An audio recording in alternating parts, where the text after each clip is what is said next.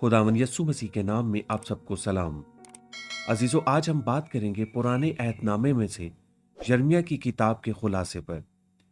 यिर्मयाह की किताब के पहले बाब की पहली आयत बयान करती है कि इस किताब का मुसन्निफ यिर्मयाह है।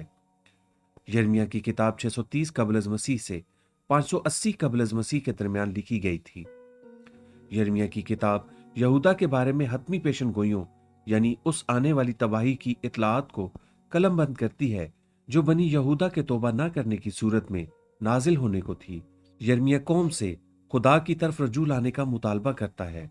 इसके साथ ही यिर्मयाह यहूदा की बुत परस्ती और बदकारी के बायस उसकी तबाही की नागुजीरियत की भी निशानदही करता है। कुलीदी आयात यिर्मयाह 1 बाब 5 आयत। इससे पेशतर कि मैंने तुझे वतन में खल्क किया, मैं तुझे जानता था और तेरी विलादत से पहले मैंने तुझे मखसूस किया और कौमों के लिए तुझे नबी ठहराया। यिर्मयाह 17 बाब 9 आयत। दिल सब चीजों से ज्यादा जल्दबाज और ला इलाज है, उसको कौन दरियाफ्त कर सकता है। यिर्मयाह 29 बाब 10 तक 11 आयत। क्योंकि खुदावंद यूं फरमाता है कि जब बाबुल में 70 बरस गुजर चुकेंगे तो मैं तुमको याद फरमाऊंगा और तुमको उस मुकान में वापस लाने से अपने नेक कौल को पूरा करूंगा, क्योंकि मैं तुम्हारे हक में अपने ख्यालात को जानता हूं, खुदावंद फरमाता है, यानी सलामती के ख्यालात, बुराई के नहीं, ताकि मैं तुमको नेक अंजाम की उम्मीद बख्शूं। यिर्मयाह 52 बाब 12 तक 13 आयत। और शाह बाबुल नबूकत नसर के अहद के 19वें वर्ष के 5वें महीने के 10वें दिन जलूदारों का सरदार न्यूज रादान, जो शाह बाबुल के हजूर में खड़ा रहता था, यरूशलेम में आया। उसने खुदावंद का घर और बादशाह का कसर और यरूशलेम के सब घर यानी हर एक बड़ा घर आग से जला दिया। मुख्तसर खुलासा, यिर्मयाह की किताब बुनियादी तौर पर कसरियत परस्ती की वजह से यहूदा पर खुदा के गज़ब के नजूल का पैगाम है। यिर्मयाह 7 बाब 30 तक 34 आयत, 16 बाब 10 तक 13 आयत, 22 बाब 19 आयत, 32 बाब 29 आयत, 44 बाब 2 तक 3 आयत। आखिरी रास्तबाज बादशाह यूसिया की इस मौत के बाद बनी यहूदा ने खुदा और उसके अहकामात को लगभग मुकम्मल तौर पर तर्क कर दिया था। यिर्मयाह यहूदा का मुआवजा एक फाहिशा से करता है। 2 बाब 20 आयत, 3 बाब 1 तक 3 आयत। खुदा ने वादा किया था कि वो बुत परस्ती की सख्त अदालत करेगा। अहबार 26 बाब 31 तक 33 आयत, इस्तिशना 28 बाब 49 तक 68 आयत। और यिर्मयाह यहूदा को मुतनबा कर रहा था कि खुदा का गज़ब आने को है। खुदा ने बेशुमार मौकों पर यहूदा को तबाही से बचाया था, लेकिन अब उसकी रहमत भरा दौर अपने इख्तिताम पर था।